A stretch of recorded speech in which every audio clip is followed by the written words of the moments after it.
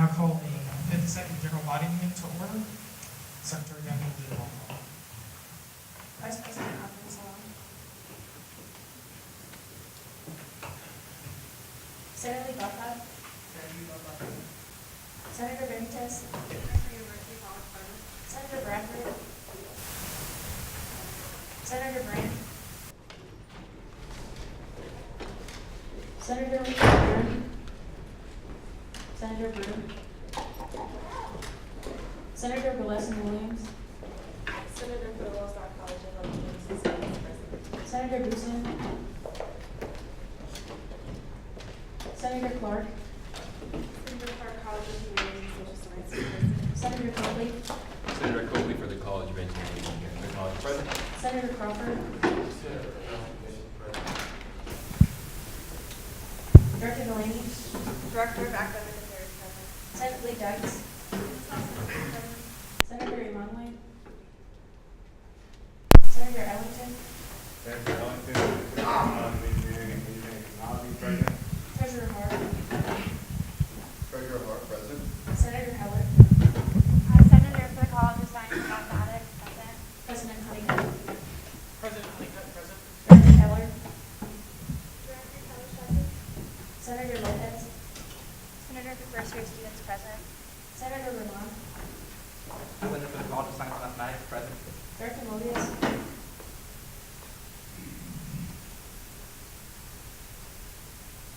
Senator Wright. Senator present. Senator Roboff. Senator for the Boston College of Health and Human Services, present. Senator Smith. Senator Snell. Senator Stelter. Director Sukumar. Director of Communications. Senator Tor. Senator for Students with Disabilities, present. Senator Peter. Senator for Marietta First Year Students, present. Senator Walker Holmes. Senator for College of Computing and Software Engineering present. Senator Watkins. Senator for the Honors College present. Director Weiss. Director of General Affairs, present. Senator Whitehead.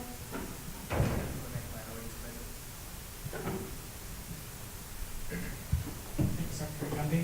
We will now vote on approval of the 51st meeting minutes. Is there a motion on the floor? Senator Wright.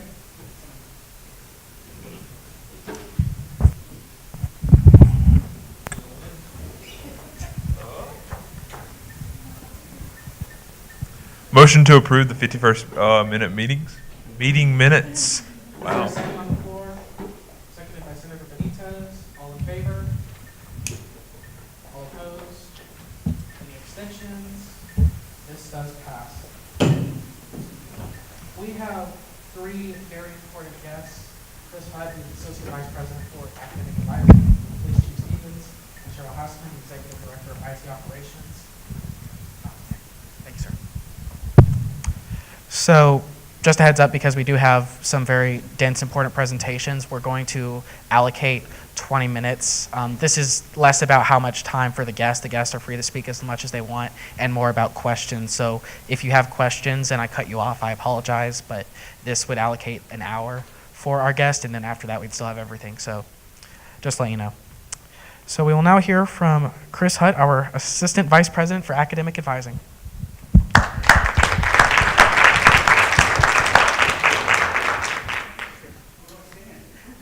Can stand right there. Thank you, Mr. President. Director Delaney, as senators, I appreciate your time. I feel kind of odd. Do I put my back to the camera or to you guys, or? Okay, all right. So thank you all for your time this evening and for giving me a few minutes to give you some updates from the academic advising community, and of course also to address any questions, concerns, feedback you have for me and the advising community, so that we can get better at serving you more effectively. Just some updates, and again, my scope is limited to undergraduate students. So some of the things I'm going to talk about are the undergraduate advising world. Graduate lives in a different space, generally by design, because graduate students typically The model is much more about faculty mentoring and connection with the discipline, whereas academic advising, especially at a school of our size, is often done by staff members who may or may not be in the same major as you are. It's more about being expert at KSU policies, rules, and helping you progress through on the timeline that makes sense for you.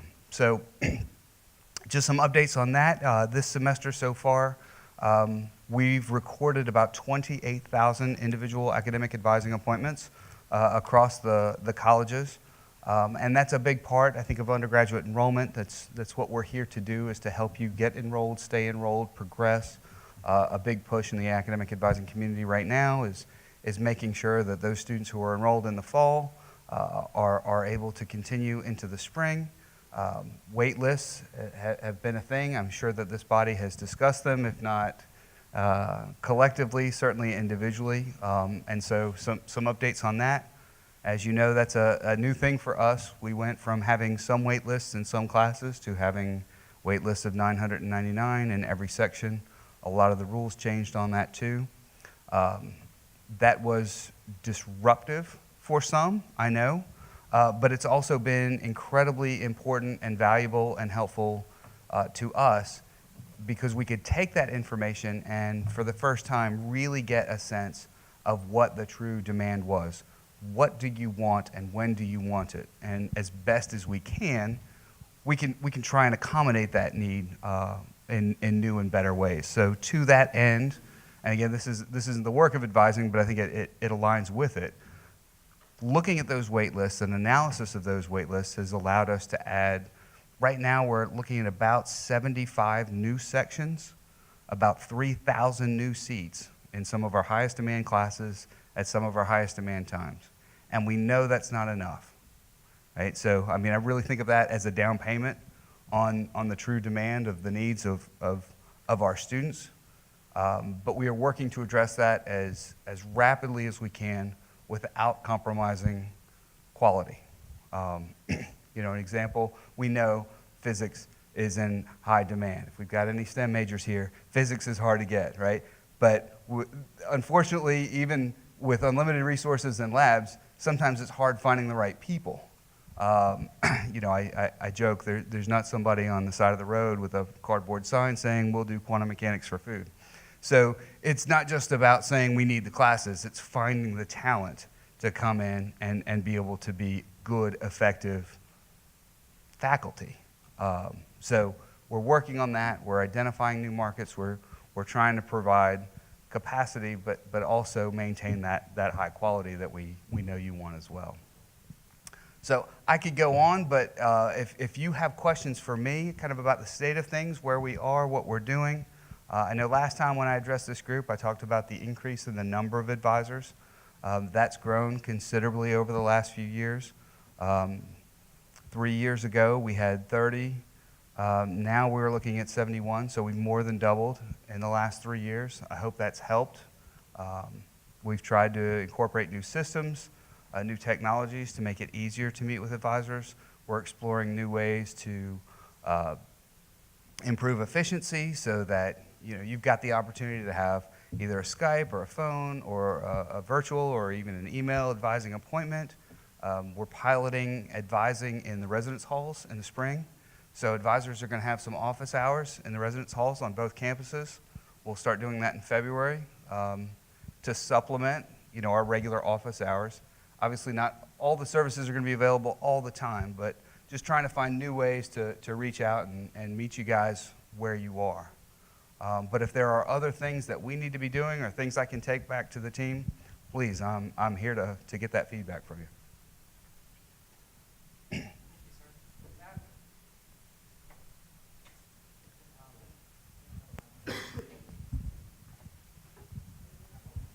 And I'm getting your pre-med guy. Well, thank you, sir. With that, are there any questions, comments, or concerns for Dr. Hutt? Senator Ray? Who just lost the mic? That's how it works.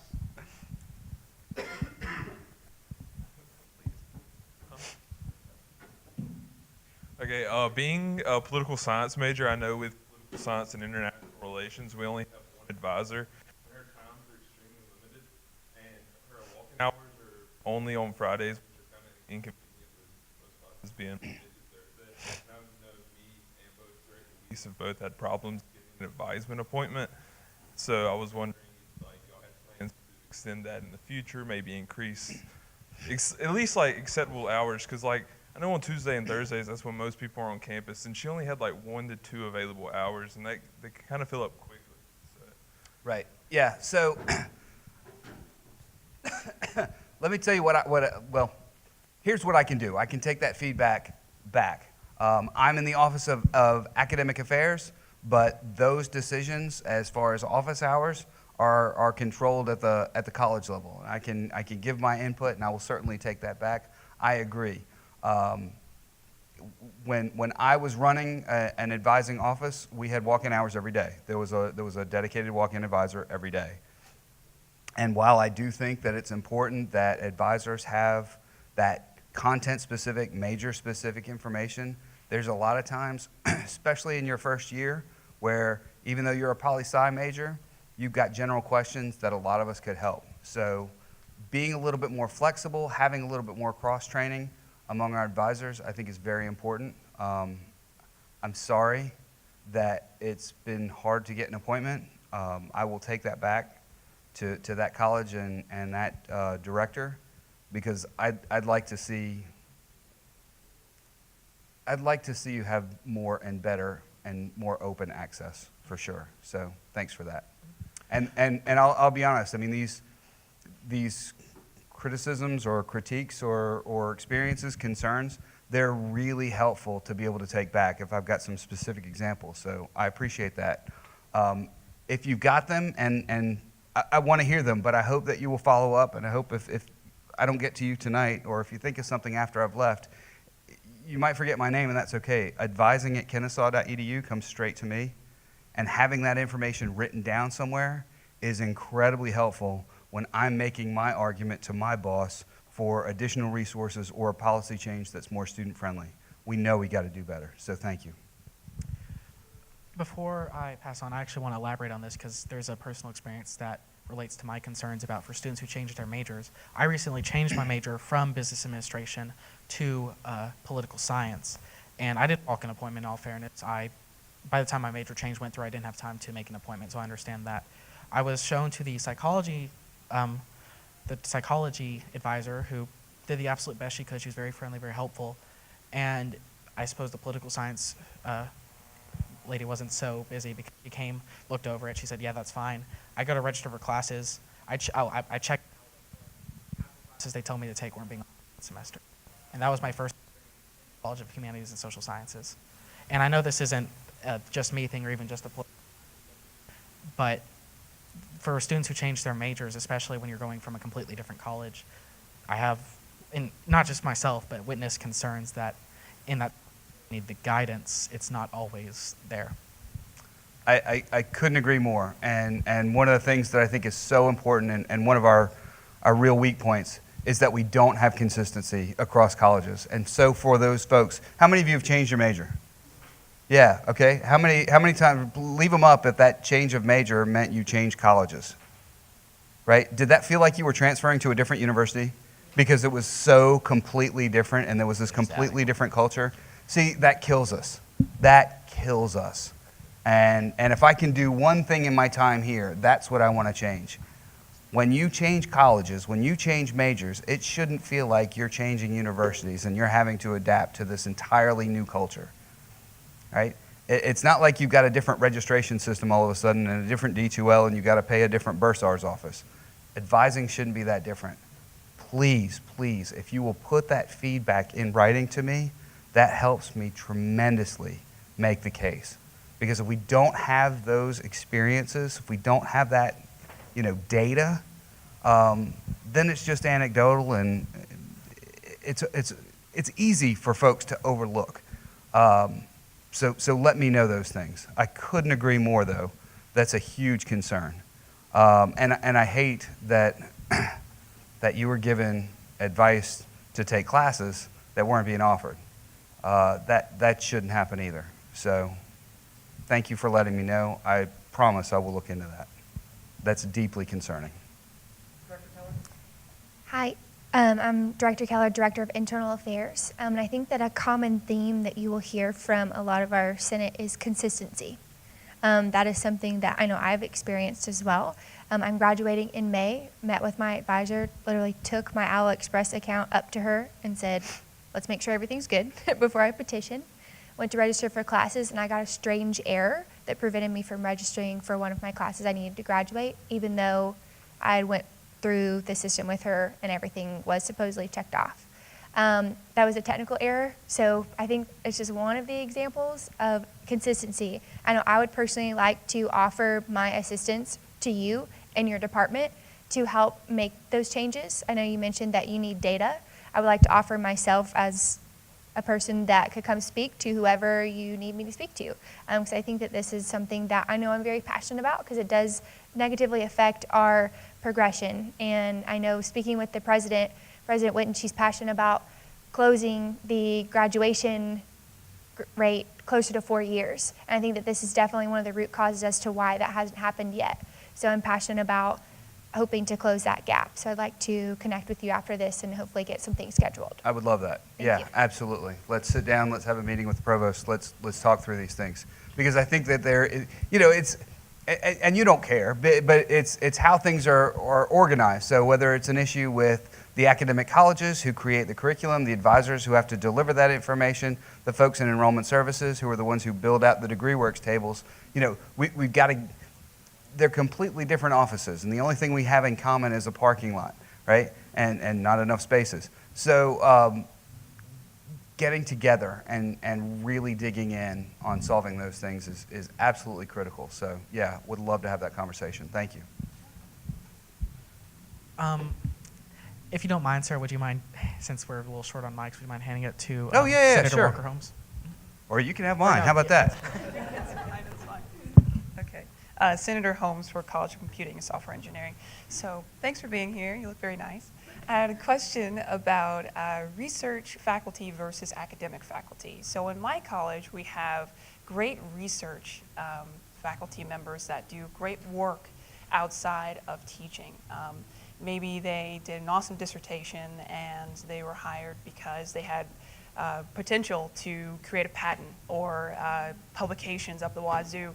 But when it comes to being in the classroom, it's not really there. I wanted to know, maybe instead of losing them as great assets for students that want to get a publication as an undergrad, maybe we have advisors that can allow students to do a research specific topic or something along those lines, where they can meet with that faculty member and they can also get the academic side as well, if I'm making any sense there. Like having those great academic faculty members as well as that advisory for research for students that want to go higher in their education in an undergraduate level would be something to consider, I think, moving forward in the advisory sense of things. So, okay, so I don't know why we do this. Yeah. So if I'm understanding, it's you're looking for more faculty advising. So a faculty member who can work with you in your discipline, help kind of take you to the next level, so you're the next great researcher and. Yeah, so there's a two-part problem to it. So we have one part where there is, in computer science in particular, we have great faculty members that are researchers, not necessarily great teachers. And we have another part where we have an opportunity to where those researchers can be great mentors for future PhDs or future teachers. So maybe instead of calling it just a pure problem of maybe you're a researcher and you should not be a teacher, maybe you should be a research advisor, or maybe you should be a faculty mentor, or I don't know, chair or something along those lines, not a teacher. So I'm just trying to be a part of the solution, because I've had so many students come to me at this point and they're like, they're preventing me from graduating, or they're preventing me from staying in this major because I don't feel like I cut the mustard. Maybe this is not the degree for me. I should be in something else. So instead of it being that sort of situation, I want to see how we can turn it into something where it's an opportunity, if I could say it in that way. Okay, yeah, no, I think I hear what you're saying. That is a great conversation to have with with the dean or a department chair or even the senior associate vice president for faculty, Dr. Ron Matson, who also happens to be our interim provost right now. But that's very much a faculty workload thing. And not to dodge the question, but that is way outside of my lane. You know, I'm more like you guys in that I am downstream of whatever decisions faculty make. I have to live with those decisions. That's a faculty thing to say, all right, this guy is a fantastic researcher. You know, let's put more eggs in the research basket. Let's put more eggs in the, you know, faculty mentoring piece and maybe relieve that person of some of the teaching responsibilities. Let's let somebody who's a crackerjack instructor teach more students and have fewer, you know, research and service responsibilities. Fantastic idea. I love it. Downstream from me, right? But no, I mean, I think in your college you're very fortunate. Dean Preston is awesome, you know, so talk to him. I mean, he's super receptive and wants to hear that feedback. We have time for one more question. Senator Coakley had a question. Thank you, sir. I feel like Maury. Thank you very much. Senator Coakley, I want to keep this question kind of simple and go back to the point that our Senator Ray was making in that in the mechanical engineering department, we only have 2 dedicated academic advisors. Yeah, 3 as of today. 3 as of today, but still. Working on it. Yeah. That's all I got. Yeah. So, 1,400 students over 3 is a very large number. I was wondering what you see as the optimal student to academic advisor ratio. Sure. Okay. Yeah, no, great question. And it's a balancing act, right? National standards for academic advising for a large research institution, it's hard to put a number on it, right? But if you really, really painted me into a corner, 350 to 1 is kind of the national average, if not the national standard. I'd love to see us get closer to that number. You know, that would mean that we would need to hire 70 new academic advisors, effectively doubling what we've got now. And I think it's worth it, right? I mean, I think an academic advisor is absolutely worth it, you know, not just in terms of return on investment for the institution, but if an academic advisor can keep a dozen students enrolled and progressing through and graduated, man, forget about the salary. I mean, that's life-changing for those folks. It makes the difference between graduating on time and not graduating on time. You know, thank God you checked your degree works and you didn't miss that class. If you came to Ignition, you probably saw me there, and I tell the story of my experience as a KSU student. I got in my senior year. There wasn't a whole lot of advising going on. I applied for graduation. I applied to graduate school. I applied for my first full-time job. I landed the job. I got into graduate school. I graduated from KSU a semester late because back then you had to have a PE credit to graduate. I missed that, right? So I came back to play tennis for a semester, right? And we laugh about it, and I laugh about it, and I'm over it. And back then it was a different thing, and that was more my fault, right? I should have read the catalog. But if I think about the fact that, okay, not only did I have to pay extra tuition and fees and whatever, okay, that was an extra 3-4 months of my life. Okay, so that's a third of a year of my salary. You know, now it's not just a couple $100. We're talking about tens of thousands of dollars, not to the institution, to you, the student. So that's our obligation. That's why we need more advisors. But if I went to the president and said, we need 70 more advisors tomorrow to meet that need, well, how many fewer faculty, right? The best advising model in the world doesn't help if we don't have the classes that you need to take. So we've got to always have that balance. There are lots of competing resources. We're trying to grow this out as quickly as we can. More is better, and we need more. But we as advisors need to do a better job of being available when you need us to be, of having more open hours, of being a little bit more flexible and more accommodating, so that until we can get to that level, we're making the most efficient use of our time and serving you best. I want to sincerely thank you for coming out, Dr. Hutt. Thank you. Thank you very much.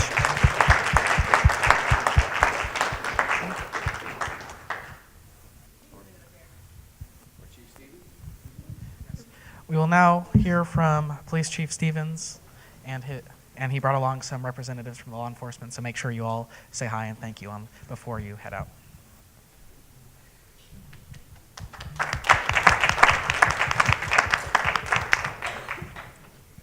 Thank you. Okay, thank you all for inviting us and giving me a chance to come speak to you for a few moments. Before I start with just a kind of general update of the department and what's going on, kind of a state of the union, so to speak. But I've got a couple of people with me in the back. I've got Deputy Chief Trudy Vaughn there. Got Captain Ashley Richardson. She's our Patrol Division Commander. And I've got Andy Altizer. He's the Director of the Office of Emergency Management. How many of y'all realize that the Office of Emergency Management fell under the Department of Public Safety?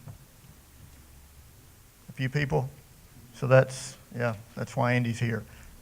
He's a very integral part of the Department of Public Safety. A lot of times we think about it as just being the police department, and we make up so much more than that. Just a general overview of the department. We've got 115 personnel for 115 positions. 64 of those are sworn police officers. Of those 64, we have 49 assigned to the Patrol Division. So that's by far our largest division. We also have criminal investigations, we have special operations, and we have the admin services unit. The police department the Department of Public Safety is made up of the police department, the Office of Emergency Management. They're the ones that monitor the weather. They do a lot of training, make sure if we have something that happens on campus, we're prepared for it. They do a lot of pre-planning. They have equipment and supplies that they can support the operations of the university to get us open quicker, to get people back in school, or to mitigate the effects of an event that we have. And we also have the Office of Public Safety Systems, and that is made up mostly of our technical side. They do a lot of that, the radios, upkeep and monitoring of that, but also our communication center falls under that area. And so all of our dispatchers work out of there. Recently, we've had a little bit of a restructure within the department. I've got my paper to make sure I don't get anything wrong on that. Formerly, we had the chief, a deputy chief, an assistant chief, and then 4 patrol captains. One of those was unfunded. Now, is anybody confused by what a deputy chief and an assistant chief does? Yeah, that was a common question. Under the restructure, and under that old system, we had in patrol, we had 2 patrol lieutenants. And they pretty much had one assigned to the Marietta campus, one assigned to the Kennesaw campus, and they were here pretty much Monday through Friday, 8 to 5. And so we didn't have a lot of command coverage at nights, weekends, and other times.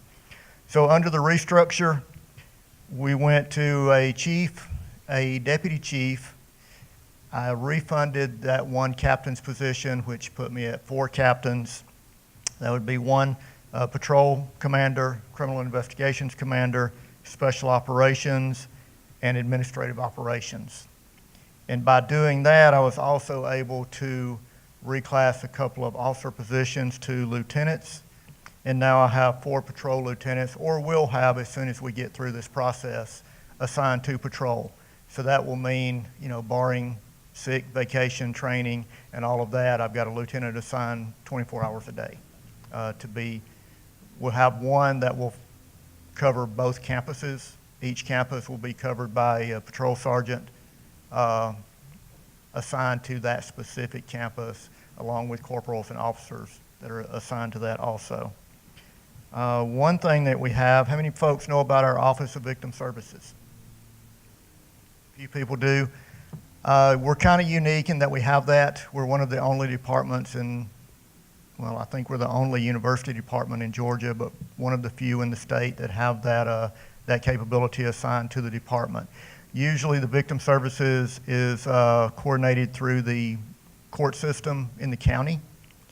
Court system does a great job with it, but they're stretched thin. Resources are limited. We have our own Office of Victim Services unit here.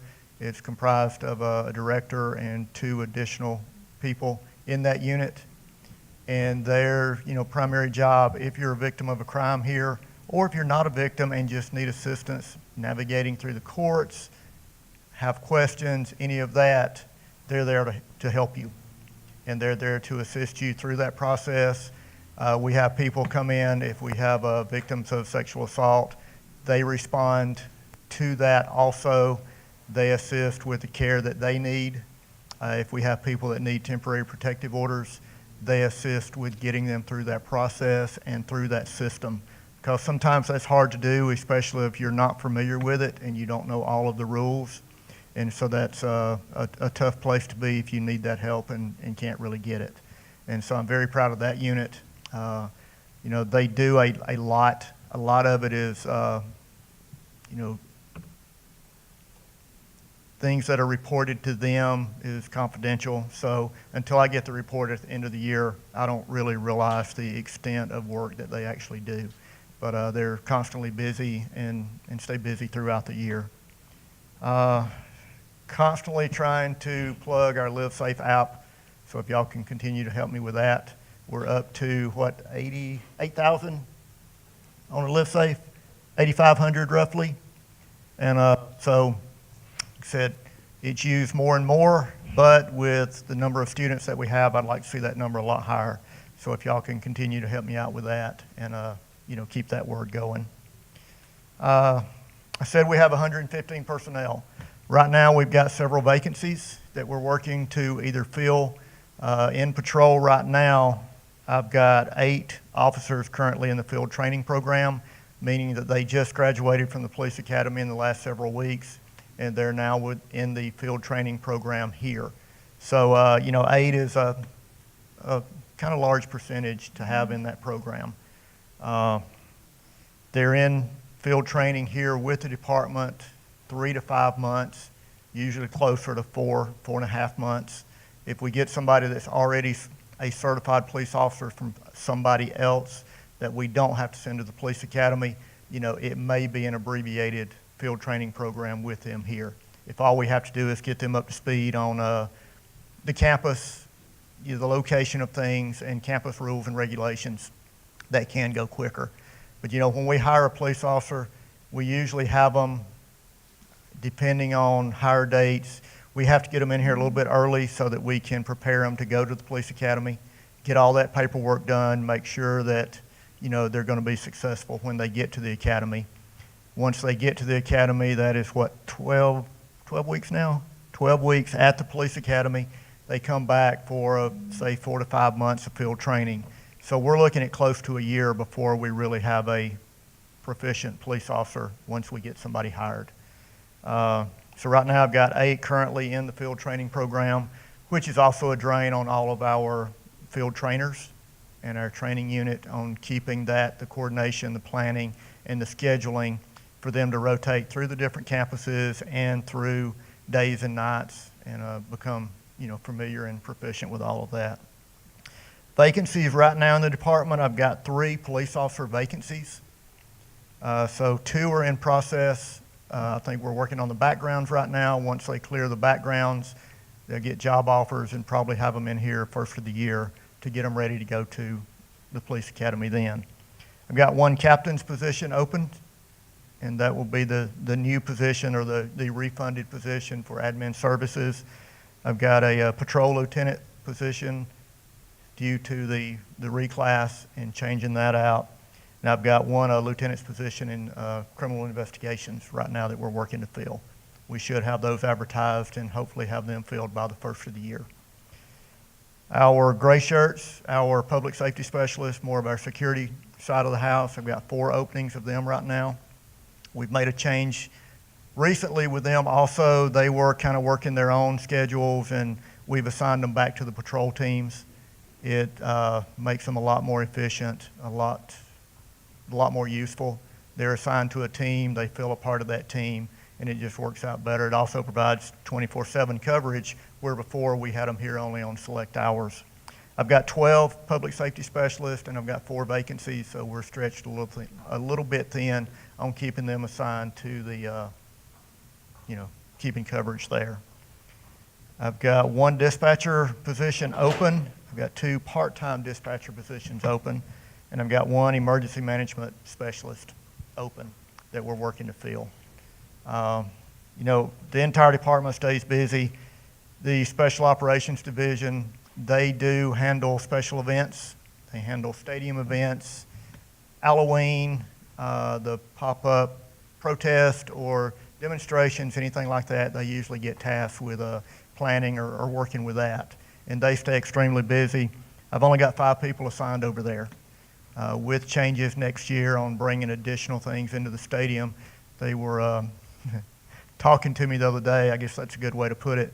And they work a lot of weekends. They work their 40 hours through the week, and then they're also here through the weekends. And next year, we're going to have even more weekends that we're trying to cover. A lot of those big events, we bring in outside agencies from Cobb County, Cobb County PD, the Sheriff's Department, Cobb County School Police, and Georgia State Patrol being the primary agencies that we bring in to help us. So on the big events, you'll see all of those folks here too. I think that's about what I've got. So if y'all have questions, and if y'all have anything for emergency management too, like I said, we've got Andy here, and he'll be glad to answer anything. Thank you for coming out, sir. Are there any questions for Chief Stevens?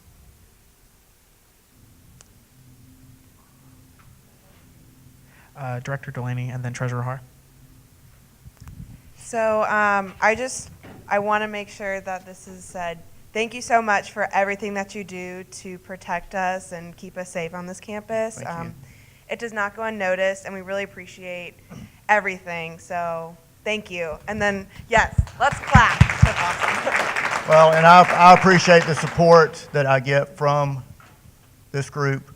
I believe Donuts for the Cop a couple of weeks ago went really well. We always enjoy that event, so if we can work out and do that one more. We don't eat all the donuts. We put Captain Richardson back there. She was in charge of making sure we didn't eat the donuts. So, but we appreciate y'all's support, and I meet regularly with a few, and we discuss and talk out issues and concerns. And if you have issues and concerns, I want to know about them so that I can address them, and we can move forward with what we need to do. And then for the Department of Emergency Management, whoever runs your tweets is the most amazing person that is hired. So just wanted to say thank you for that as well. That would be Christy and James for the most part, but they do a great job with that. Yes. Awesome. Funny enough, my question actually kind of ties into that. To my knowledge, Kennesaw State is actually one of the lowest has one of the lowest crime rates out of all the universities in Georgia. What would you say are some of the top 3 issues you guys do deal with in your line of work? I think one of my big concerns, and a lot of what we deal with, are people that don't belong here. I don't worry, when I go home tonight, I don't necessarily worry about the students and what they're going to do. I worry more about the people that don't belong here and what they're going to do. Whether they're guests of students, whether they're up here to see what they can do and all of that. But, that's one of my big concerns. One thing we deal with on an everyday basis is if people would lock their doors or just keep up with their stuff. That would, cut down on a lot of things. We have, I don't know how many reports a week on, it's theft of lost or mislaid property. You leave your computer charging in a hallway or the commons or phone, leave it in the bathroom. Yeah, when you go back, it's going to be gone. But if we could, work on getting people just to kind of secure their stuff and at least know what they have. We get so many reports too that my laptop got stolen. What kind was it? It was silver. So, if we could get people to just kind of write down the serial numbers and all of that, we can try to track that. We do have, ways that we can do some of that. But if all we got is it was a silver laptop, there's not a lot we can do with that. So that's part of that. And of course, the big concern is an active shooter or a major event, and we continuously train and plan and work on that. And I'll give credit for Andy on that. We have a lot of equipment now that we can respond with. They teach a lot of classes on bleeding control. Our officers now carry tourniquets. We have additional medical supplies and materials that we can deploy if we need to before additional resources get here to us from, Cobb County Fire or anybody else. And Andy does a tremendous number of classes, active shooter response being our, I think, most popular one still. But if you have something you want a class or a training in, go to their website. There's a list on there. If there's something that's not quite on that list, let us know and we'll try to put something together or pull it from somewhere to provide the training that you need or want. And we'll do it for, any group. You're welcome to come to any training that we do for anybody else. But if you have enough people that you can put together, we'll be glad to come in and do any of those classes for y'all too. We have time for one more question. Does anyone have a question for either the police force or the Department of Emergency Management? I suppose it goes to you then. Director Delaney? So you mentioned the Stop the Bleed training. Yes. So the nursing program also offers that. So would there be a possibility to combine those to have you guys come and do that? Because I know it's only offered once a semester, and so only some people can go to these Stop the Bleeding trainings. But would that be a possibility to possibly have the two combined so we could have more opportunities? I know we have worked with the nursing department on some of it, haven't we?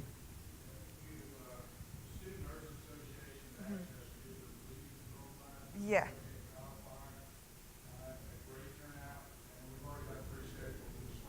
Oh, perfect. I couldn't go to this one. That was amazing. Yeah. That makes me so happy.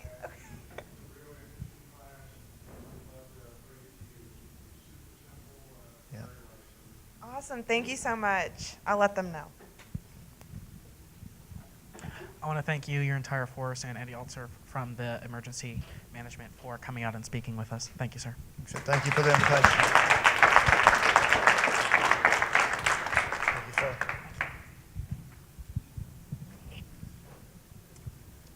We now have the pleasure of hearing from the Executive Director of IT Operations, Cheryl Hassman, who I've had the pleasure of working with.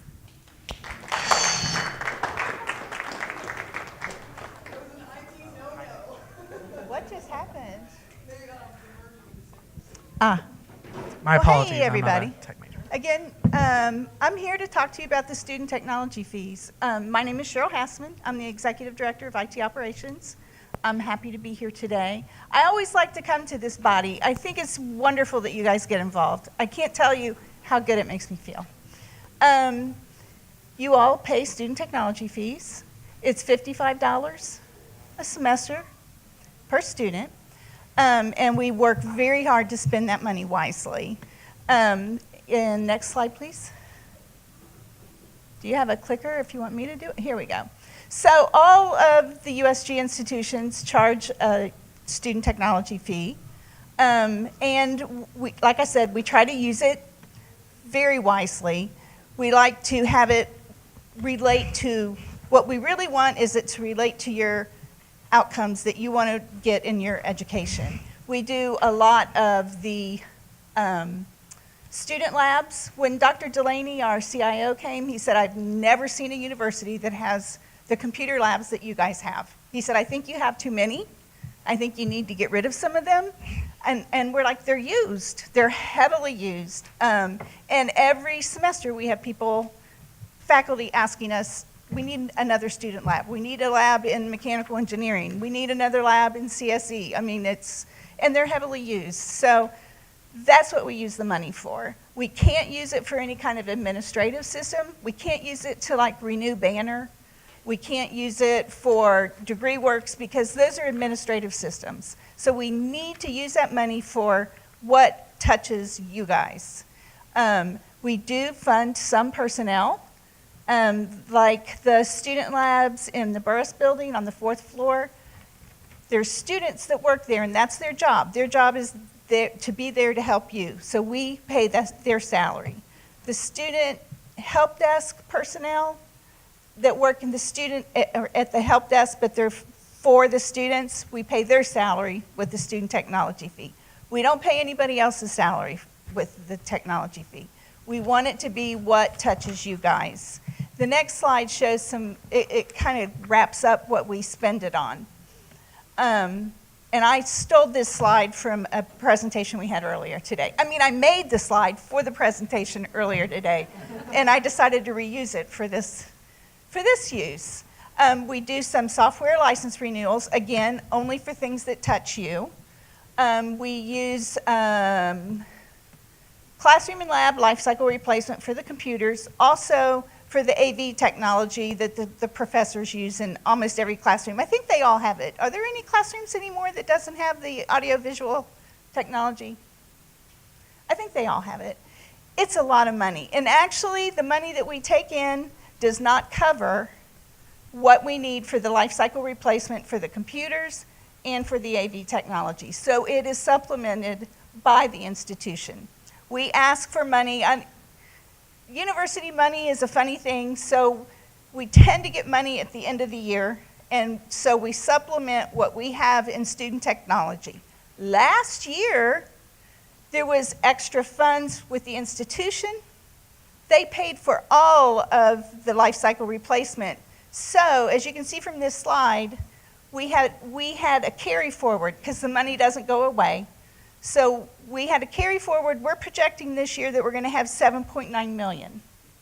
So in order to spend this money, which we will do wisely, the next slide will show, when Dr. Delaney came, our CIO, he established a committee, and it's the Student Technology Advisory Committee. It's made up of students, 4 students, 3 faculty members, and then another member from the Chairs and Directors Assembly. And then we're accepting requests to spend that money, and this committee is going to vote on it. What we want to spend it on is things that cover a lot of students. We don't want to do it for one class or one discipline. We've got a website, stfac.kennesaw.edu. There's a request form out there. It needs to be a faculty or staff that makes the request, but I encourage you to talk to your faculty or any of the staff. And if there's something that you think would be good to spend the technology money on, we would love to do so. Feel free to request it. Again, it needs to be a faculty staff, but you can get someone to sponsor you, right? Matthew is an ex officio member, and I'm an ex officio member, which means we can't vote. But we're there, we run the meetings. And again, I'm thrilled to be here. We're thrilled to serve our students. And do you have any questions? Questions on the floor? Senator Brand, who has apparently promoted himself to executive board. I'm sorry. Thank you, Senator Brand. I actually had a student come to me just this past weekend about problems that they're having with computers in a particular room, in a particular building on the Marietta campus. Oh, I'd love to hear about that. Yeah, I actually have the full details. I made sure I got them all from him, but I was just wondering, do I talk to you after the meeting, or is there someone who I should talk to specifically about this? Because it's something that's been a recurring issue for them, and the computers have been an issue for a while. I hate to hear that. I hate to hear that, but we'll take care of it. Okay. If you can just send me an email, Mm-hmm. chassman, Oh. CHASSMAN, you know the rest. Yeah, and I'll take care of it. Okay, thank you so I'm much. just curious, what room is it?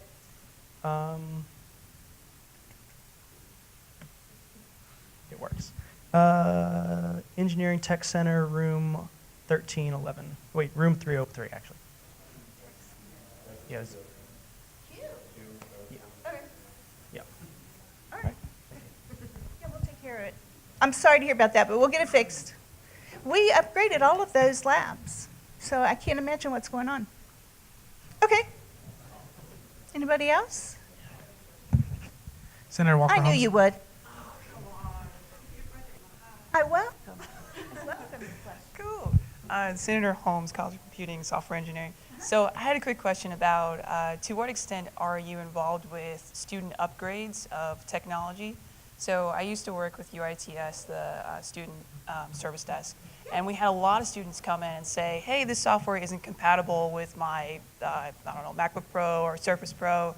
What can we do about that? So is there anything you guys are thinking about, maybe getting some feedback from students or pulling in some data to see what we can do in terms of like purchasing things that are compatible? Well, so are you talking about students' personal devices?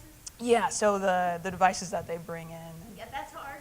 We try, I mean, and you know, if working at the service desk, Yeah. that we try to help as much as we can, but it's really kind of not easy. I gotcha. We really cannot purchase something and give it to students, Okay. unfortunately. No, I gotcha. One more follow-up question to that. So, real quick, Senator Holmes. I'm so sorry. No, Yeah, it's go fine. ahead. I apologize. Yeah. I know it's a little annoying, but just for the sake of the wonderful people who come out here to Yeah. record the meetings, can you make sure to hand the microphone to? No, that's quite all right. Okay, cool. So that when people watch the recording, they can hear what she's saying. Okay, and this might be something that I could talk to you about later, but there's I don't know how to word this. So with SharePoint, we're moving back from a different version, and it might be, Correct. yeah, so with that, does that ever happen with like AliExpress or anything student related when we move from one version to the other version? How does that affect students? So if we're like on version 11.2 on AliExpress and we decide to move to 11.3, how does that work? Does that affect students in any way, shape, or form? Or Usually it does, but what we try to do is minimize the close as we can. But when enhancements are made, most people welcome enhancements. We definitely don't want to go backwards. But if there's ever a problem, just let us know. Yeah. And yeah.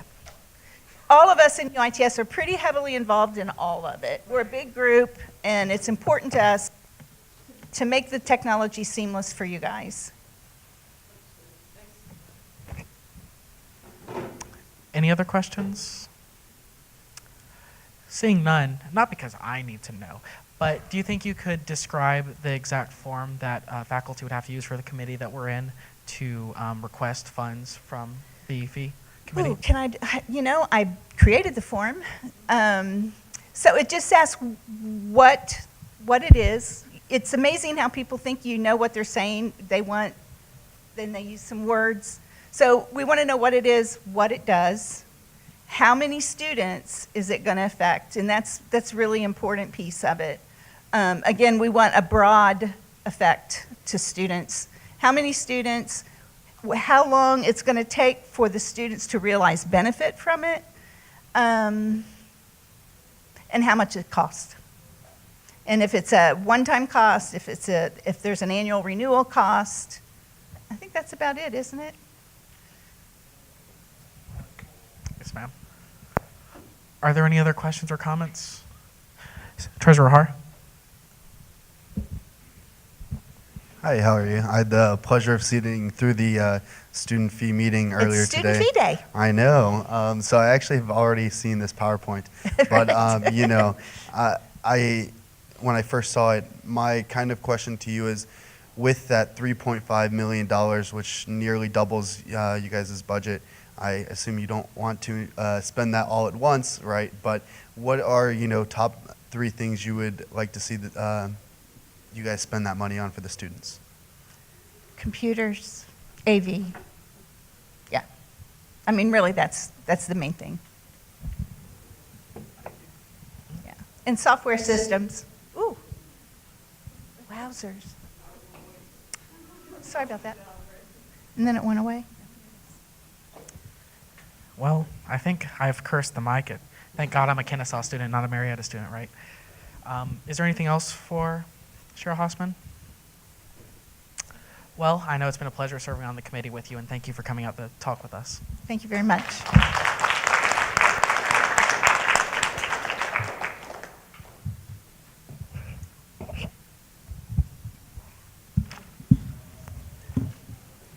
We will now go into officer reports. We will start with our directors. We'll start with Director Weiss and move towards Director Sukumar. Director of External Affairs. Hey everyone, I'm going to keep mine pretty quick. As always, if you want more information, come talk to me after the meeting or read my written director report once it gets posted. So, as you all know, we had coffee with cops, like Chief Stevens mentioned. Many of the people who just walked out the door were there, and I really can't thank them enough for participating. Myself and Vanessa went to another Presidential Commission on Racial and Ethnic Diversity meeting. That went really well too. I met with Dr. Tensavira. We talked about SGA and ways to increase student activism and participation within SGA. I had a meeting with Julia Ayers, Alex McGee, and Carly, which I know she will get into in more detail in her director report, but that went amazingly well as always. So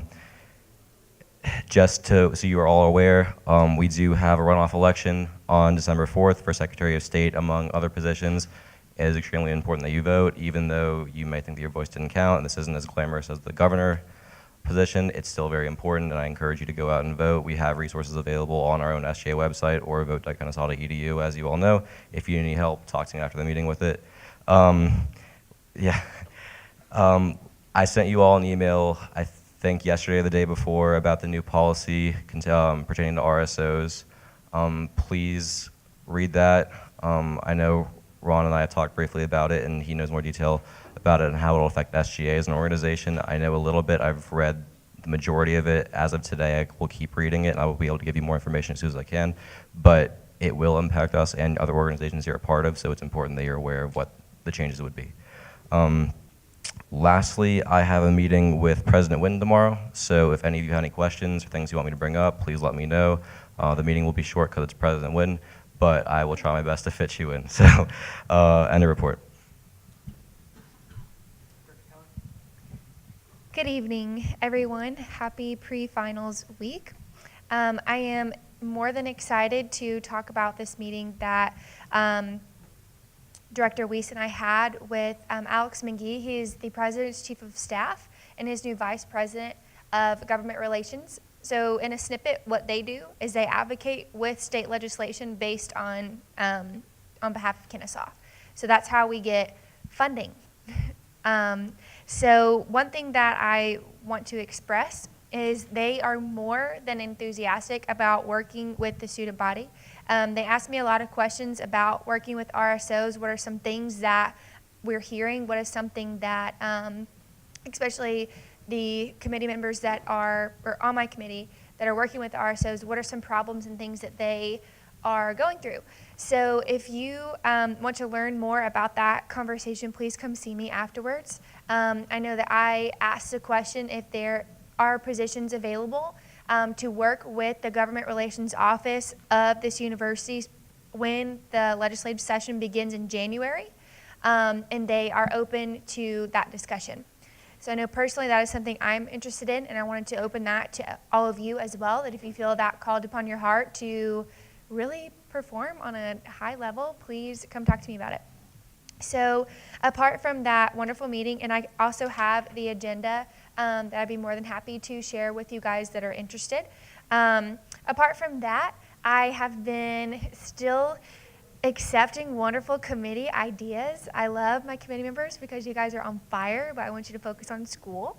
So December 11th, that's when we can talk about more ideas. But please look out for, we'll have a doodle sent out to my committee members to try to get that strategic planning meeting in full swing. I can't talk. But yeah, just look out for that, and please come talk to me if you have any questions or concerns, as always. End of report. Director Delaney. Hey guys, so just to kind of keep it short, I want to thank everyone who came out to Fuel for Finals, especially some certain people like Sam, our official barista. He helped so much. And I know I kind of messed up a lot, but I appreciate everyone sticking out and coming. You guys are awesome. Yeah, we'll try again next semester. Also, there's a UPCC meeting tomorrow. If you have an unexcused absence from Fuel for Finals today and would like to make that up, please come talk to me about going to UPCC tomorrow and we can figure that out. So, thank you. End of report. And just a point of information regarding that, missing Fuel for Finals is a strike, so that puts you a third of the way to impeachment. So take that into consideration when deciding to serve on the committee.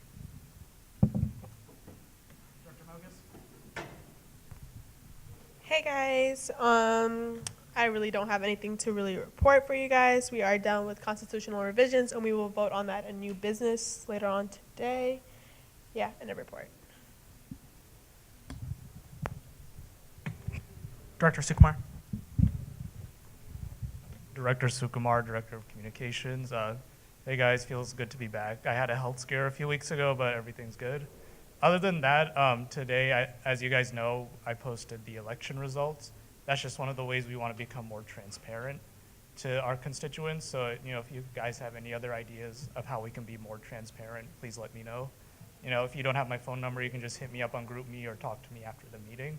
I'm always open to hearing new ideas. And other than that, end of report. We will now hear from our Senate leads, starting with Senate Lead Dykes. Senate Lead Dykes. Hey guys. So first thing is our feedback forms are available in both the Kennesaw and Marietta offices. There are instruction sheets, the forms themselves, and a Dropbox for you to leave them in.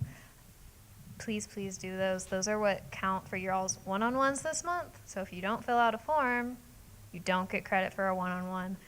If any of you would like to meet with me in person and do a traditional one-on-one, that's totally cool. Just reach out to me and we can get something scheduled. But if not, you need to go fill out your form. Also, we have officer reports are due this Friday, so please don't forget to turn those in. End of report. So pretty much everything she said, and I have one more thing to add. So pretty much everyone agrees that Marietta campus office is bad. Like, there's like storage stuff in there which shouldn't be there, and like Masood is still working on finding the storage space to keep us posted on that. But yeah, does anyone have any suggestions related to how we can make the office better looking and just more like lively to be in, Vincent?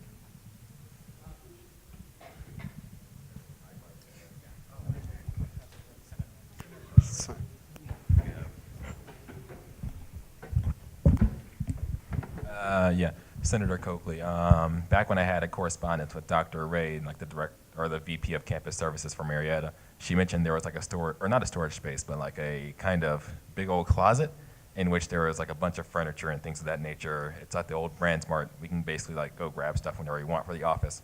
So I mean, if you want to spruce things up. Do you have a car? I do drive. I do have a car. Okay, we can arrange that. I'll text you. Okay.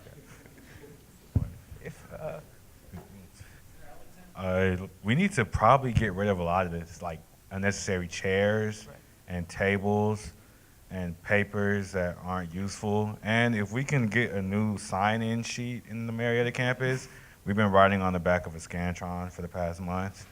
So, yeah, yeah, I completely agree. Yeah, maybe get that so it could be functional. I like the water bottles in there, but we don't have any other snacks besides that. So maybe adding, a little bit of flair with the snack variety. There's napkins and waters, so doesn't make you want to really be in there. And the printer does not work in there. So we have two computers, no printer. Well, we have a printer, but it just doesn't work. So maybe figuring out how to, get the printer to work or at least be compatible with our personal laptops or the computers that are already in there, so it can be as functional as possible. Senator Coakley, another thing, could we get some kind of signage on the outside? Because right now we're like behind a pillar on the corner and nobody goes. I would assume that like 25 people walk past that hallway in a day. Yeah. So if we could get like in the little main lobby area that's right next to the hallway where we are, like something that says SGA office this way, something like that. Yeah, definitely. We can. Do you guys want to make like a group me or something? We can actually discuss ideas good for the office. Thank you, Senator Brand. Along the same lines, either better signage or I don't know how hard it would be to get a better look, because we are kind of tucked away in the corner back there. Yeah, we tried getting a better location, but that's not possible anymore. Okay, then yeah, definitely better signage then. And also for the furniture thing, I have access to a big SUV, so talk to me about that. So yeah, I think Masood is still working on the storage place, but that's it. We'll keep you posted. End of report. Treasurer Har? Treasurer Har. So earlier today, Matthew Honeycutt and I had the pleasure to attend the student fee committee, where essentially we voted on what the student fees will look like for the fall semester of 2019. The only big changes that are going to be made to those fees, there will be no increases overall. However, there will be an increase or a decrease to your global fee or international fee by $5, and then that $5 is being reallocated to the Parks and Rec fee that we will be paying from $75 to $80. And other than that, I don't have anything to report. Thank you. Secretary Gunby. I don't have a report this week, thanks. Vice President Abdul Salam.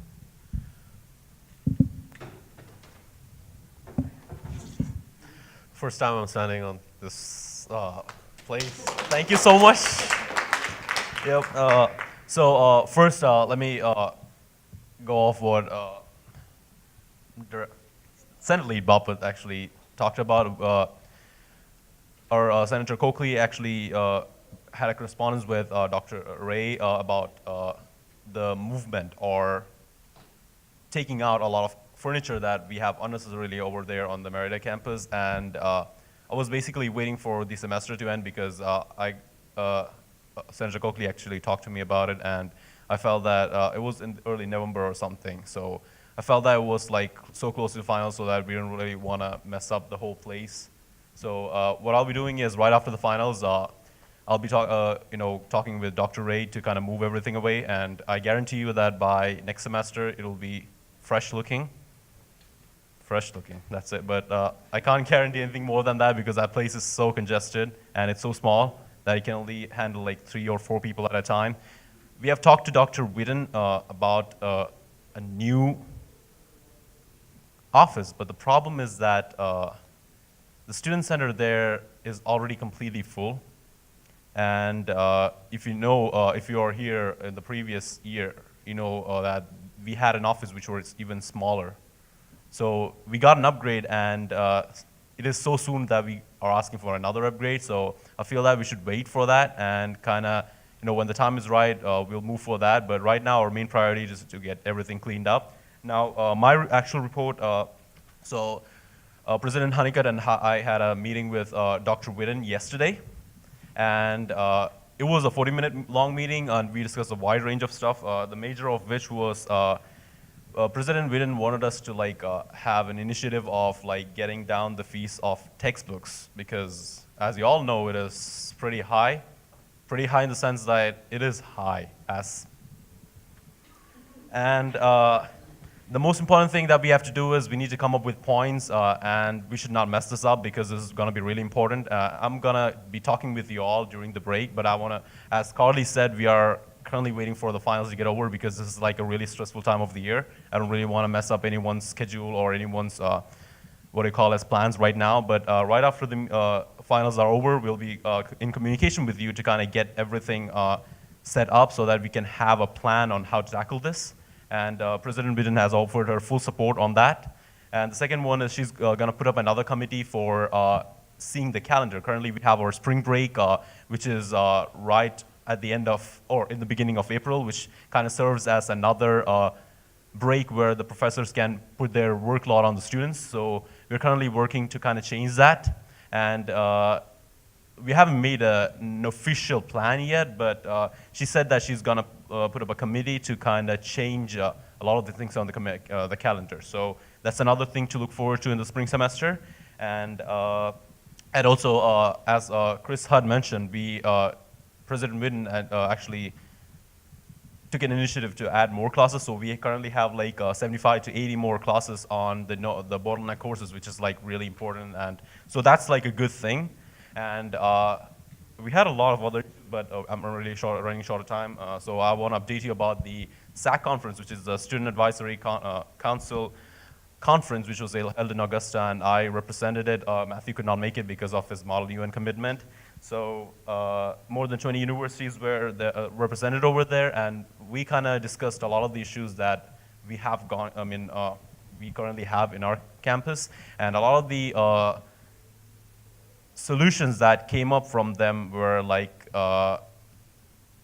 basically regarding, we need to align ourselves a lot with the Metro Atlanta area, because a lot of the things that we have currently is aligned locally with what happens in Cobb County, and that's a major reason why we need to change the spring break right at the beginning itself, because that's kind of like the phase of it. And other than that, I guess if you have any questions right now, I can't answer anything right now, but right after the meeting I'll be available, and I guess that's it. Thank you so much. President Honeycutt, glad to see you can stand up for the students again, Masood. Just to clarify on points made by Treasurer Har and Director Weiss, with the how many of you have ever received the Global Learning Fee to help with some sort of study abroad? It is being phased out, but that doesn't mean that there will be no more financial support. Lance Skildson was very adamant that they're going to seek donations and other sources of revenue to make up for that. So even though the student fees aren't raising because they're kind of doing away with it as a mandatory fee, that doesn't mean the financial support is going to go away. They still are very committed to supporting students when they go on these international experiences. And I want to thank Director Weiss for making everyone aware of the runoff, and I want to especially elaborate that Secretary of State is the chief election officer in the state of Georgia. So there's a lot of strong opinions about how the election was held. I don't care what your stance is, but if it matters to you at all, this is a runoff you should vote for. For the Elections Committee that Senator Ellington will be my vice chair for, sometime tonight, if you could message me, we're going to try and create a group me. We discussed I won't elaborate much because we discussed previously how we want to look at the now public election results and really analyze some potential reform, whether it be policy or maybe even a bylaws reform. So we really welcome the interns and any members of the Senate and the Executive Board to join us. And if it has to be another wonderful giant 25-senator committee, then we are more than happy to have each and every one of you.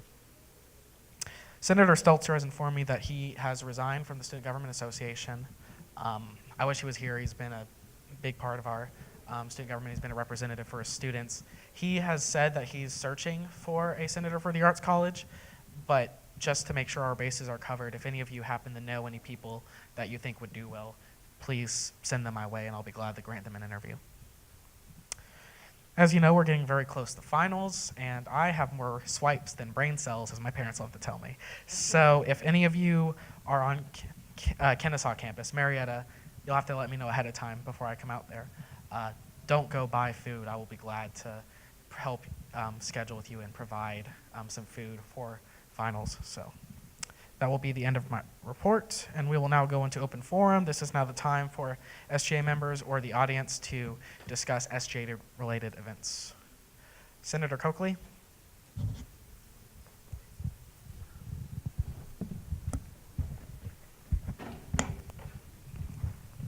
Senator Coakley, a couple big things that are happening over here with us over here. We're doing a lot of work. So the thing we've been trying to get done since the summer with the library hours, we previously closed at 10 on weekdays, whereas the Kennesaw campus closed at 12. That was a big problem. We brought it up to the Dean of Libraries, Dr. David Evans. It's going to be closing at 12 now.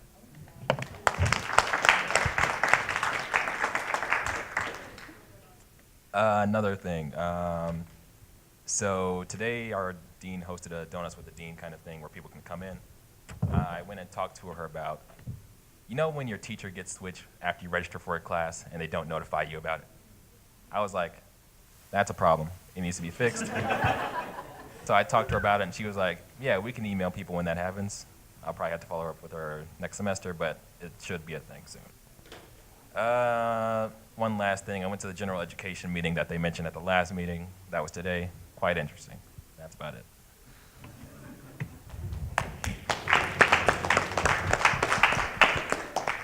Thank you, Senator Coakley. Is there anything else from open forum? Oh, there's someone from the audience, I believe, and also Senate Lead Dykes. So we'll hear from the audience member first.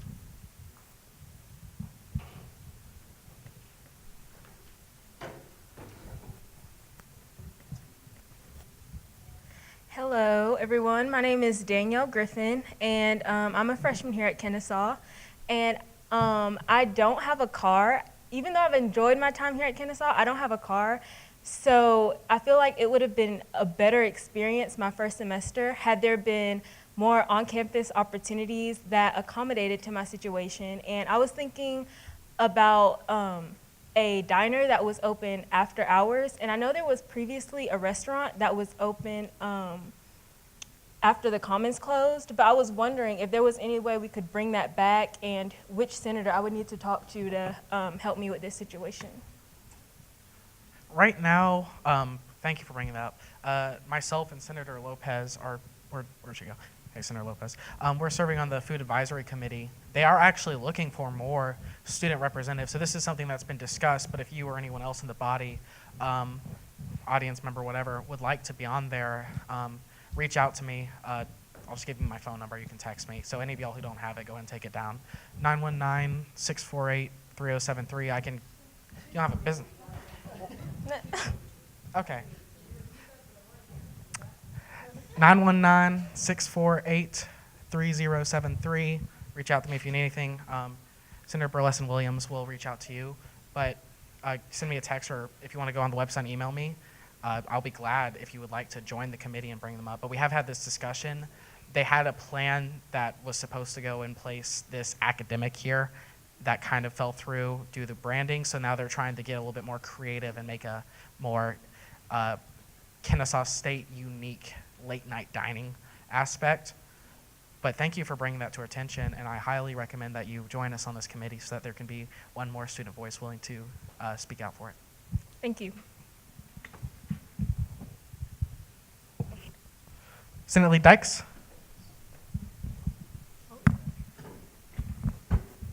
Senator Lead Dykes. Hey guys, sorry, one thing that I forgot to mention in my report.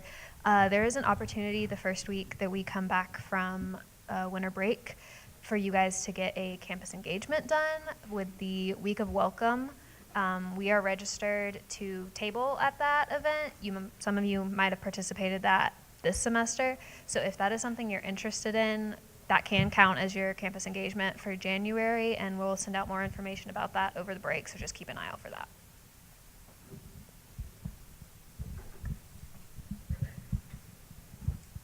Is there anything else from the exec board, Senate, or the audience for open forum? Director Mogus. I forgot to mention this in my officer report, but I need to see Derek after the meeting, and I need to see Vincent after the meeting. Well, it appears there's nothing else for open forum, so we will now go into new business. We have constitutional revisions to discuss. Director Weiss, are you in charge of the constitutional revisions, or is it Director Mogus that wanted to share it with us? Thank you, Director Weiss. Yes, of course, governance is definitely free to come up as well.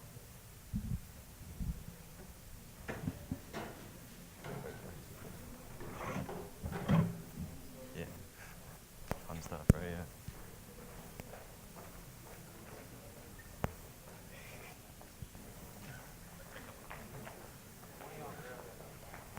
Grab that other mic. Here, Ryan. Yeah. Or, no.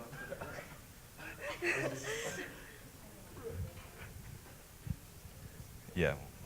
Yeah, we'll go over here. So we only had time to do one revision with everything going on in the semester. This was especially pressing considering elections are happening soon. So Blaine coordinated this effort. It had been previously spoken of by a couple members in SGA leading up to the semester, throughout the summer and the beginning of the semester. So the initial thought was to increase unity between executive board members and the Senate and SGA itself. the main idea was to have the president and vice president during elections run on one ticket so they share the same ideals and are theoretically able to work better together.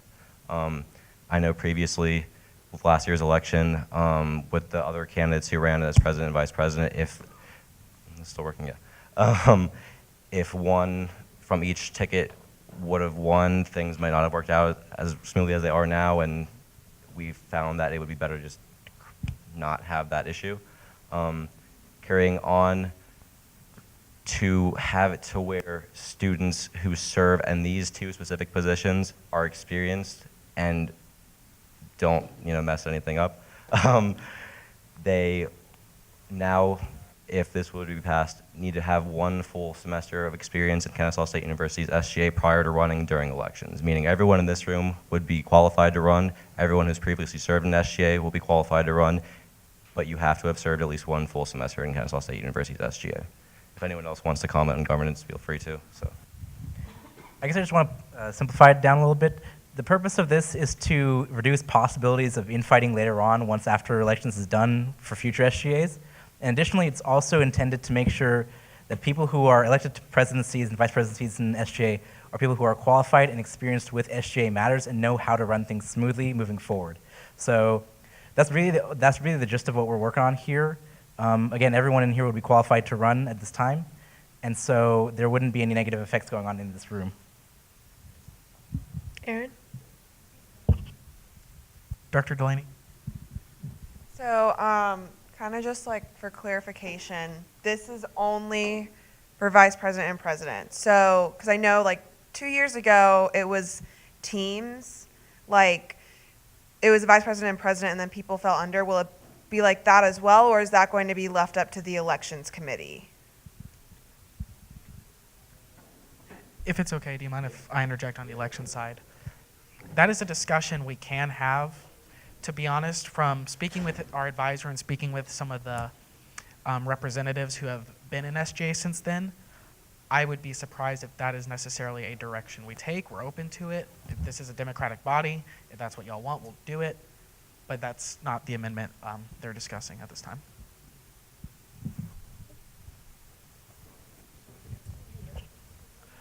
Secretary Gunby? Oh, wait, I'm sorry. So I know, Secretary Gumby, so I know in the past it was only vice president and president who are elected, but now treasurer is also elected. So I wanted to kind of ask why you chose to only do president and vice president, leave out treasurer. So that was something that I know I mentioned myself actually wanting to, in my perfect world, that would be an appointed position. And according to the Constitution, it is still an appointed position, not an elected position. It's according to the elections bylaws. So, and that is something we don't have any control over. Whoever is on the elections committee, when that whole thing happens, that's up to them to decide, is my understanding. But this is the only thing we could really touch and felt comfortable touching. And again, just to clarify on that, I know it's a little confusing. Right now, our tentative name for the Senator Ellington and I's committee is the Election Reform Committee. This is completely separate from the Elections Committee, which I know they sound similar, but what the Election Committee does and what Director Weiss is talking about is they oversee the election itself and write the election packets, whereas the committee Ellington and I are in is basically analyzing previous results. So that's why they aren't doing that. And in the future, even before the elections, if y'all want to pass an amendment to the revision to include treasurer, that's something we can do, but they have been operating under their own power. Any other questions or comments? Before we vote, this is a constitutional amendment, and this will drastically change how SGA is ran. So if y'all have any comments or concerns, or you want to support it or you don't, I would strongly urge you to speak out now. This will require 2/3 vote, and this is going to create a ticket system, and this is going to create experience requirements for president and vice president, which have not been in place previously. Senator Broom.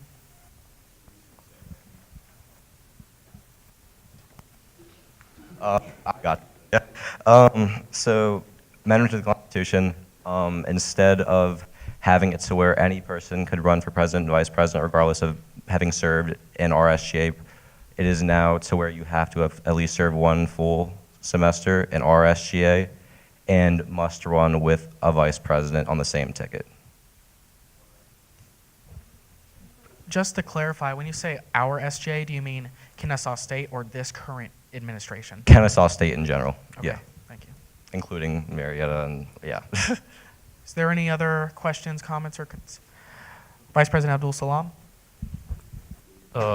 It's basically a question that pertains to what happens after the election. Suppose the vice president actually leaves the post or the president leaves the post, and the person who comes in, when he's appointed, should he have an experience, he or she, is it necessary that there should be an experience kind of thing when they get appointed later on? The Constitution is around about 3 pages, somewhere between 3 and 7. This is separate from our bylaws, which goes more in depth with that, which the revisions are coming out. That's about 25 pages. I know because I wrote the most recent edition. It's fun. So this is, again, a very important issue we need to consider, but outside the purview of what we're discussing today, which if you think that's a big enough issue to table it, we can. I am of the opinion that we should vote on this first and then sort out the nitty-gritty details later, but that is up to us as a body, not just myself. Are there any other questions, comments, or concerns? Secretary Gunby? Sorry, Secretary Gunby. So in relation to the same ticket point on there, I mean, myself personally, I'm a huge fan of different perspectives and differing opinions and bringing those all together and like being able to work through those in relation to that. And I get, like, I'm sure this is something that you guys have deliberated about a lot. I just wanted to put that out there that I am kind of concerned about the possibility of having really 2 similar people on a ticket and having basically like the same ideas and the same everything and not really bringing enough diversity to the executive board. Of course, that could not be an issue in the future, but I just wanted to put that out there that it is a concern of mine. It might be a concern of other people as well. Can I respond to that first? So we've considered that as well. Our thought behind this is that normally how it goes anyway is the vice president and president run together as a ticket regardless. It's just they don't share the vote. This, we feel, would make it more unified, so that does lead to that. But we see that as a positive because it would allow for less stagnation and getting stuff done. So the president and vice president could better work together, agree on things, which they most likely will anyway if they run together and win the election. This just certifies that they will be allowed to go in as one and have their voices be viewed as one on the same ticket. President Honeycutt, before we move on, I would like to make the polite counterpoint using the example of the most recent election. In our Constitution, our bylaws, you'll see that the president appoints vacant Senate seats as well as our secretary, whereas the vice president appoints all the directors. Vice President Abdul Salam and I have always kind of worked in concert on this, even though directors were under him and secretary are technically under me. We chose to make these decisions as a team. Vice President Abdul Salam, had 17 votes gone the other way, would not be serving as the vice president, and we would have had someone who, former Director Gagne, who is a wonderful person, was from a different ticket. These elections were fairly civil, but they aren't always civil. So, especially with the control of appointments, if there's such an acrimonious election, part of the reason I would like y'all to join me in voting for this is to prevent the possibility of a president and a vice president who don't like each other bringing in senators and a secretary and directors that are diametrically opposed. I am of the belief from running and winning an election campaign that a ticket that is not sufficiently diverse is not going to win to begin with. And that's my opinion. I welcome any further discussion. But right now, Masood and I are the only people with experience winning these campaigns, and believe me, if we weren't Kennesaw and Marietta, we would not be here today. Treasurer Har? Treasurer Har.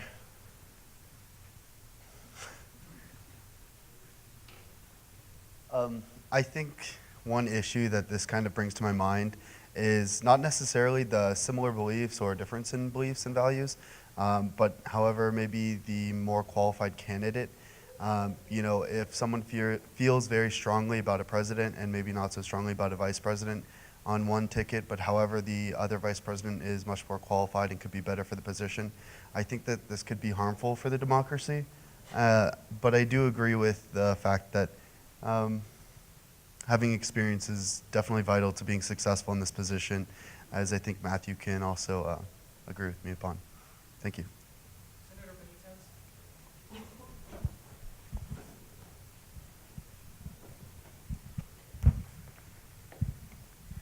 Senator for University College. I just kind of want to echo what Steven said. I agree completely with the experience thing, but as far as the same ticket, I don't necessarily agree with that, just because I feel like if you're elected to these positions, you should put aside your personal beliefs about how you feel about somebody and just really, you're here to do a job. You're here for the students. You're not here to work against the students. You're here to work for the students, with the students. So I feel like your personal beliefs about who may have won vice president or president, whether or not it was on your ticket, should kind of justify how you do, like how you run your term. I don't know, that's just how I feel about it. I'm responding if I can. Okay. I completely agree with you, but we have to remember that that is a perfect world, which the majority of the time, I know you've served in SGA previously and seen past administrations and senators and people work together, we know that that's not how it normally runs. I think that is an ideal, perfect wish. I think that would be the goal, but I think having this as a fail-safe, I think would prevent that issue overall, and I think would be the best course of action for it. And just to kind of echo those sentiments, again, in a perfect world, I'd hope that the president and vice president would not be infighting over personal things like this, because they'd be more professional and be able to handle themselves in a greater maturity. That being said, the purpose of this isn't to hinder democracy or to make it more difficult for people to choose what their beliefs are on this, but rather to reduce polarized infighting within student government, because a government divided is government that can't get much done. And so if we have two people with position A and position B who are diametrically opposed to these positions, and they go both talk to Dr. Witten, and then they end up, having a conflict in that meeting, you end up with neither position getting done, students are unfulfilled, and we don't really get anywhere. So honestly, this is really just a fail-safe to, prevent more polarized governments, and so we can get some more stuff done as opposed to infighting.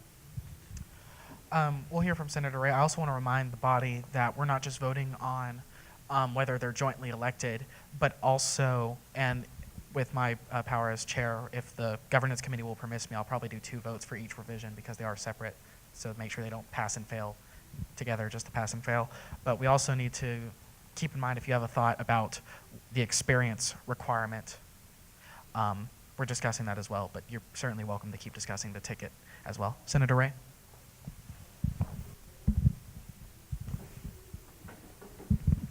I'm going to hint on that as well.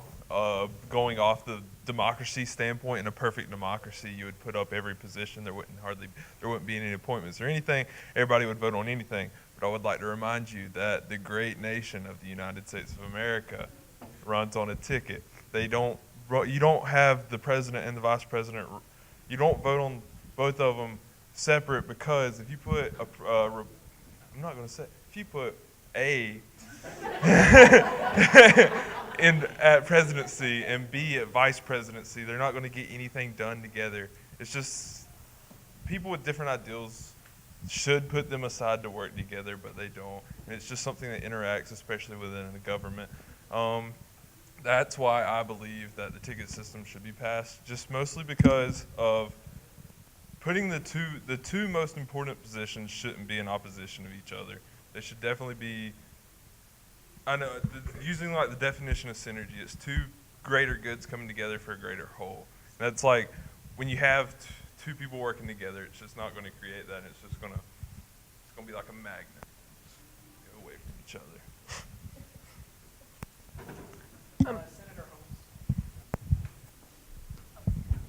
Senator Holmes, College of Computing. So, quick question about serving. So, you said at least one semester. To what capacity does that mean? Do you have to serve in a leadership role, in a board? Okay, cool. Any voting member. Okay, gotcha. So like piggybacking off Honeycutt's example, imagine Bradley and Masood as your president and vice president. Like for people who've been on the Senate before. We don't need to dwell on specific possibilities, but imagine two diametrically opposed people being president and vice president is the example we should consider. I brought up Christina because not because that was a possibility. As you all know, she's one of the most wonderful members this body's ever had, but because it was a mathematically close contest. So let's avoid bringing up individuals for other purposes, please. Senator Ellington.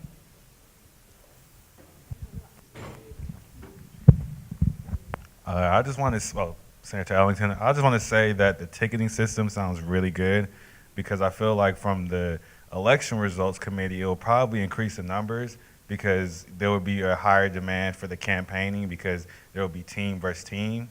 And that would, not separate the votes here and there. You probably have a better turnout. And also because going into the new year, it will set an expectation from the president and the vice president to, have their senators and the directors all on the same page from the very beginning because they will be on the same page from the very beginning. So whether things get passed quickly or not, at least you will know from the start of what direction you'll be heading in.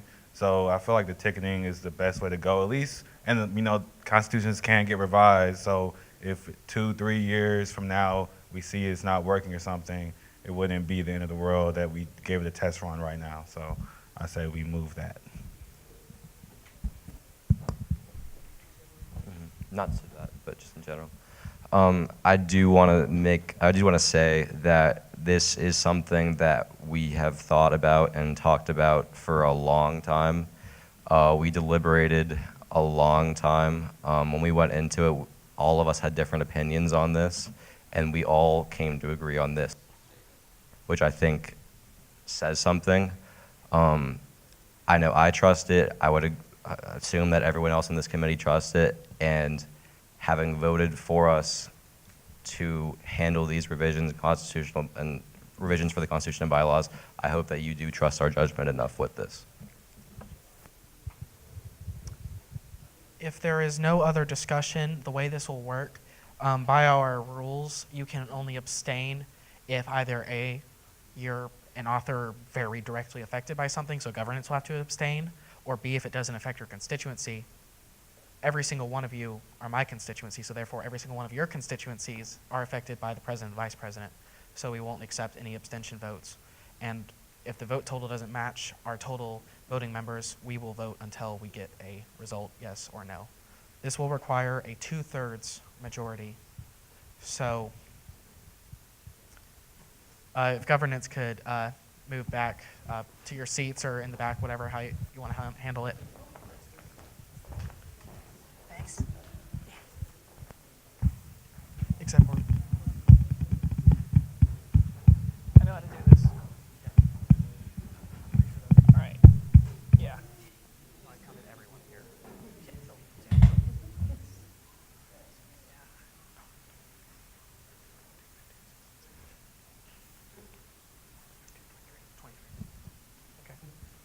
So at this time, there are 23 voting members of the body, excluding governance, who will abstain when called upon.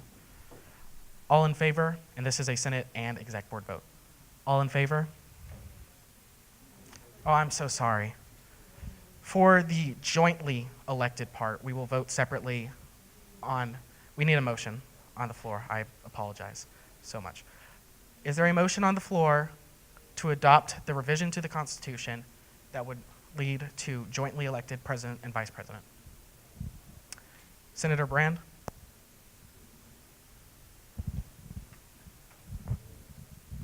Thank you. I Motion to approve the part of the amendments that would adopt them jointly, the President and Vice President jointly.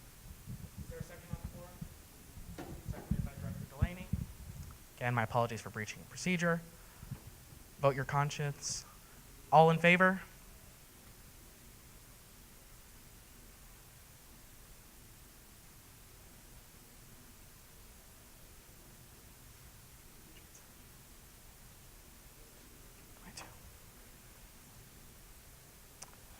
All opposed?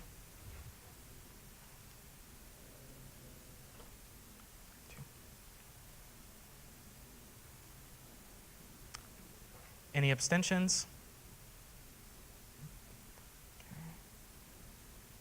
Here, let me, give us one moment.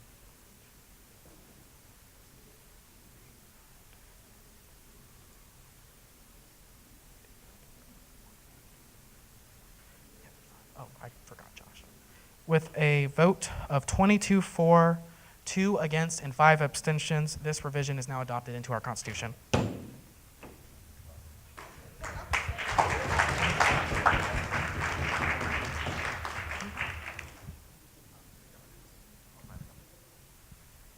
At this time, unless there's any further discussion, is there a motion on the floor to adopt the revision regarding the 1 semester experience requirement to be eligible to be president or vice president?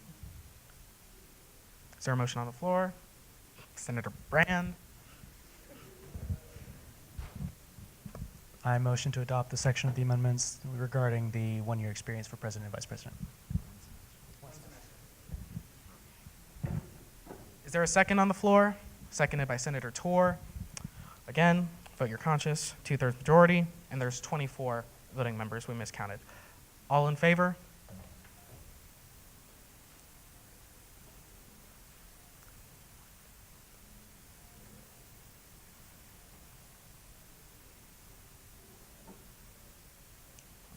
Did you vote? Did you? All opposed?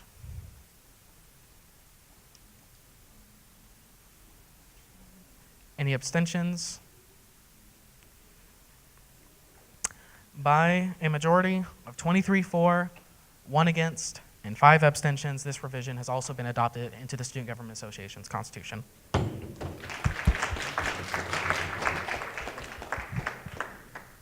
And I want to truly, no, y'all are good.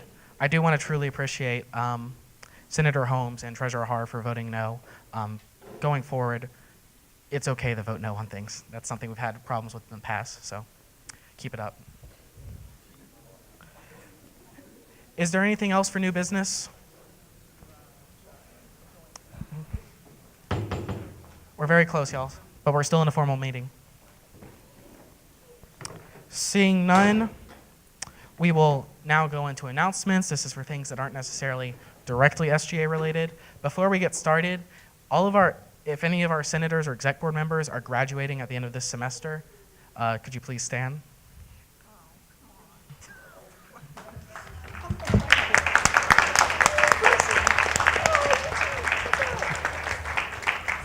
I want to thank both of you for your service to the student government organization and most importantly to the students.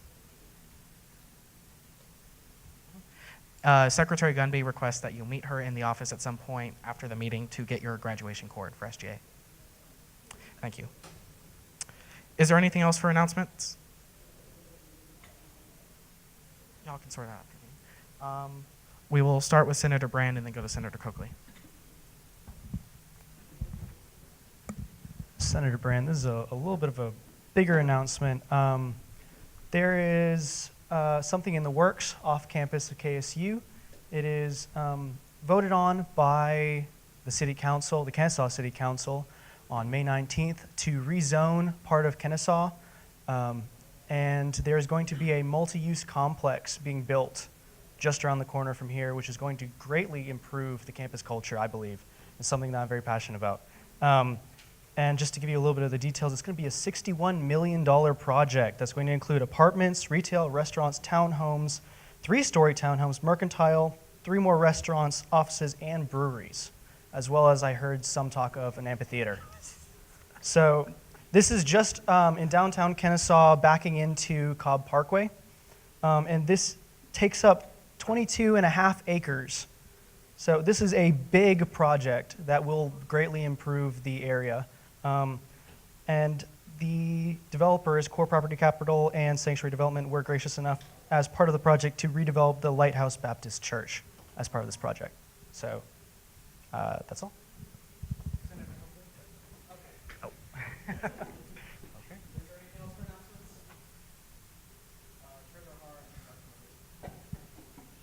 Treasurer Har, I just hope to see everyone this Saturday at 2 p.m. at Fifth Third Bank Stadium.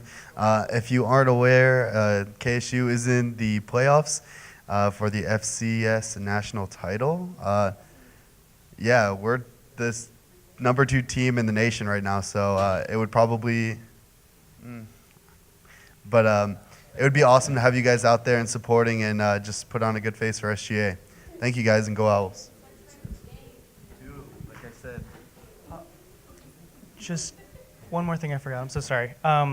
Just to give you a timeline, the building is going to begin early next year, so 2019, and it'll be completed late 2020. Before I make my announcement, are there any more announcements?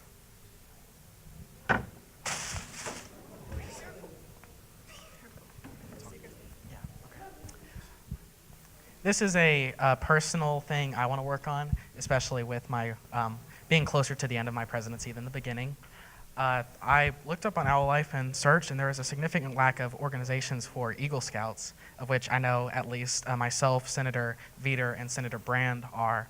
So if any of y'all want to join me in maybe forming some sort of organization focused on leadership, outreach to local troops, community outreach, we can say the Scout Oath together. It'll be really fun. So, great. Is there anything else for announcements before Director Mogos talks about Secret Santa? Yeah, we're not doing Secret Santa. We have 8 minutes. We can do an extension, but maybe be brief. Senator Ray and then Senator Holmes.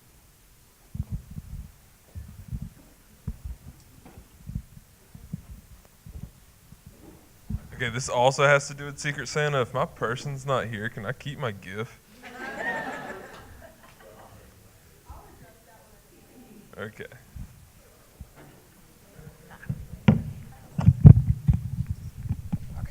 Yeah, really quick. All I was going to say is, Senator Holmes, by the way, sorry, to Saturday. So Saturday we have an open house for Marietta campus. So if you guys know of any students that are interested in CCSE or College of Computing or College of Engineering, et cetera, just let them know that they can come and get some more information on maybe some degrees that they're thinking about, or kind of how they can get into some clubs that might be interesting in them. So yeah, it's a good opportunity to learn.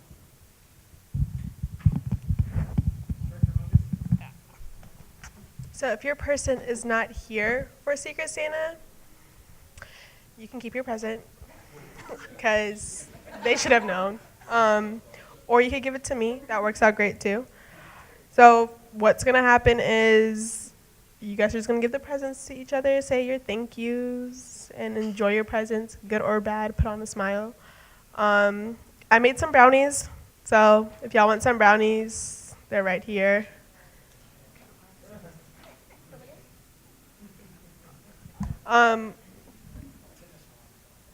Also, I don't know how Stephen, interns and Center of Student Leadership, they brought some Dominoes, first come, first serve, it's very limited supply. So when I say go, not yet. I know y'all hungry, but calm down. I'm gonna let,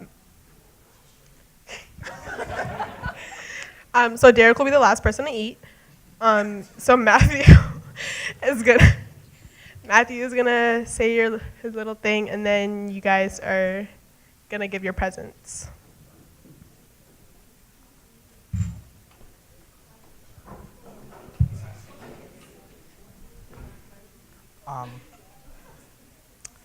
Okay. I was gonna ask Director Thank you. I was gonna ask Director Mogus if you wanted to for the Secret Santa thing, if you wanted us to just go ahead and give it directly to the person, or if you wanted to like make it still be a surprise or anything like that. Or. All right, well, never mind then.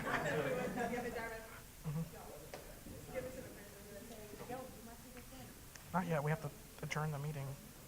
Okay. Well, if that's the case, before we vote on adjournment, I wish you all a Merry Christmas, Happy Hanukkah, whatever holiday you and yours may celebrate. I hope it is blessed and happy.